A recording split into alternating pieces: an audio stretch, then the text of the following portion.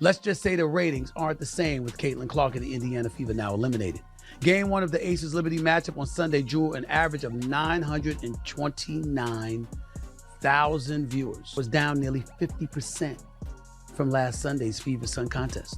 By the way, not only was viewership down, but attendance was as well. WNBA players are crying after Caitlin Clark's exit from the playoffs.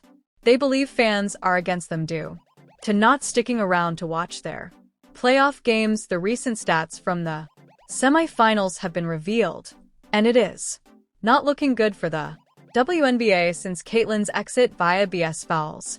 Going against her, the WNBA hasn't been able to cope. WNBA have already halved in viewership since Caitlin Clark's elimination, and it's only going to get worse as the playoffs goes on. You want me to just say I told you so, or are you willing to say, Stephen A., you did tell us? Really? Caitlin Clark is the golden goose. I mean, what kind of sport does this let their best player get treated terribly all season? Don't permit the Fevers to have a game at home in the playoffs, then lets their sport die and decrease in viewers after every single game. NBA is the only sport where teams advance to a final and less people get interested. After every game, Caitlin is now on her way to Europe, where she is supposedly taking a break, but could also be tempted by a big money move to the EuroLeague. Could be a team overseas who would love to snatch Caitlin Clark away from us and give her a crazy offer. I mean, Ice Cube was about to give her $5 million to play in less than 10 games. And who would blame Caitlin if she made a move? She would earn 10 times the amount she's making right now and would actually get treated correctly. The WNBA even taken her opportunity away of winning unanimous Rookie of the Year. One voter somehow voted for Angel Reese. The voter needs to be outed to the world now. Should have been unanimous. Should have been. I agree. It should have been unanimous. And one of the things that sticks with me is, well, she was the first rookie to get a triple. As for viewers, they are decreasing by the minute, and the WNBA are finally seeing the Caitlin Clark effect in full flow. Players believe fans only want to see Caitlin Clark, and they would be right. A.A. Wilson wasn't happy with fans calling her game boring. This year is more the year that I've seen anyone call my game boring than it's ever been. I'm like, okay, cool, whatever. A.A. clearly not happy with the decrease in viewers even after winning the MVP. A.A.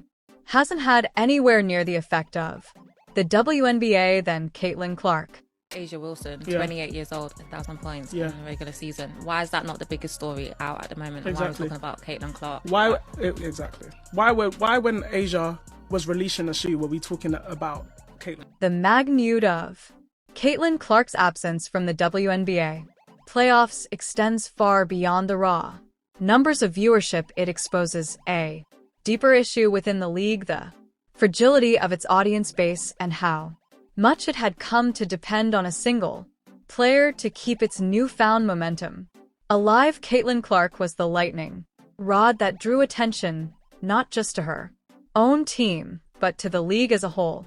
When the Indiana Fever lost to the Connecticut Sun and Caitlin Clark's rookie season came to an end, the immediate drop in viewership was staggering, but more than that, it highlighted an uncomfortable truth about the WNBA. Without its biggest star, the league struggles to keep people watching. For the 2023 season, the WNBA had grown by 40% viewership from 2022 to 2023. But with Caitlin Clark's arrival, it's grown by 400% viewership. What that means is if the WNBA were continue to grow at the rate it grew from 22 to 23, it would take until 2028 to do what Caitlin Clark did.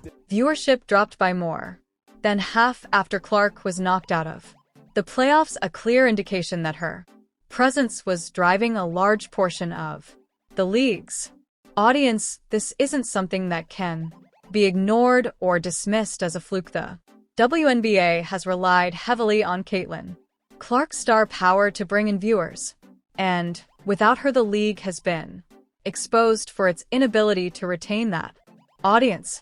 Since, Angel Reese had that injury, to me, and also coming off of Olympic break, Caitlin Clark separated herself. Yeah. She should have been unanimous. Now, to celebrate her, one thing that people forget is as a rookie, she was the most blitzed player in the WNBA, and she still put up 19, 5, and 8 assists. This sharp decline in viewership is a wake-up call for the WNBA. For years, the league has struggled with low ratings and attendance, but Caitlin Clark's breakout season seemed to offer a glimmer of hope. Her games consistently drew in record numbers, and for a brief moment it felt like the WNBA had finally turned a corner. But with Clark out of the picture, it's clear that the league's newfound popularity was not as solid as it seemed without Caitlin Clark in the playoffs. The WNBA has had a hard time keeping the excitement levels high. Fans who had been tuning into watch Clark's every move found little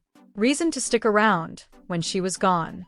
The remaining teams may still be competitive, but they lack the kind of star power and charisma that Clark brought to the court. This has led to a noticeable drop in the overall buzz surrounding the playoffs. Jordan effect on the NBA and the game of basketball. I would argue at one point early on there was a Steph Curry effect on the NBA and on basketball also. You bet your ass there is a Caitlin Clark effect on all of basketball, and especially on women's basketball. One of the most troubling aspects of Caitlin Clark's exit from the playoffs is the way it happened throughout the season. Clark was repeatedly fouled and subjected to physical play that went largely unpunished. The WNBA, for all its praise of Clark's talents, failed to protect her in the way that a player of her caliber deserves. This wasn't just a matter of a few missed calls, it was a consistent pattern of rough play that took its toll on Clark's body and ultimately led to her team's defeat.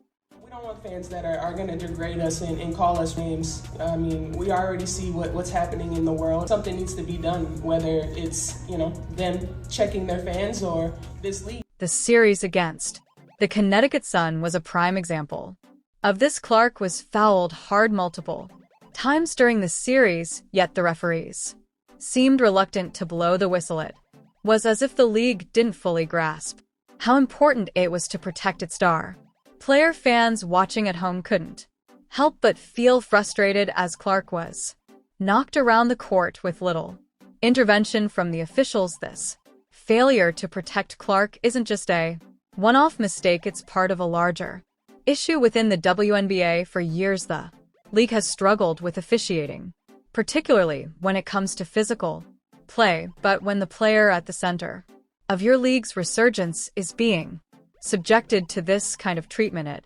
becomes a much bigger problem. The WNBA cannot afford to let its biggest star be beaten down like this, especially when she is so crucial to the league's success. Racism has been impacting the WNBA well before this year. This is not a new thing. Sure. This is, and in that way, I do think Caitlin's being used as a pawn. Caitlin didn't bring racism to the WNBA. This has been happening, and that, I think, is what's been such a shock for all of us. Not just a personal triumph, it was a massive opportunity for the WNBA to showcase its potential to a wider audience. Her games were drawing in viewers from all over the country, many of whom had never watched a WNBA game before. This was a moment for the league to capitalize on the buzz surrounding Clark and build a lasting fan base, but by failing to protect her, the WNBA squandered that opportunity. Fans know exactly what happened. They saw how Clark was treated on the court, and many of them have been vocal about their frustration. Social media has been filled with comments from fans who feel that the WNBA let Clark down, allowing her to be fouled repeatedly without proper officiating. Very, very few people, but there are some out there who resent the fact that this young white girl came out there and did her thing.